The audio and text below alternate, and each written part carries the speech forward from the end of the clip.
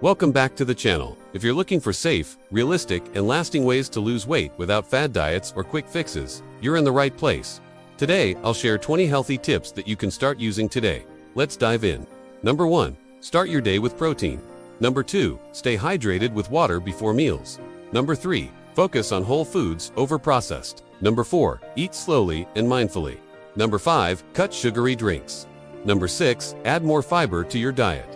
Number 7. Control portion sizes with smaller plates. Number 8. Plan healthy snacks in advance. Number 9. Prioritize sleep for weight loss. Number 10. Increase daily movement. Number 11. Balance your plate with the 50-25-25 rule. The 50-20-25 rule is 50% of your plate should be filled with non-starchy vegetables, 25% with lean protein, and 25% with complex carbohydrates. Number 12. Cook more meals at home. Number 13. Manage stress to prevent emotional eating. Number 14. Limit alcohol intake. Number 15. Track your food intake. Number 16. Add strength training to your routine. Number 17. Don't skip meals. Number 18. Set realistic goals.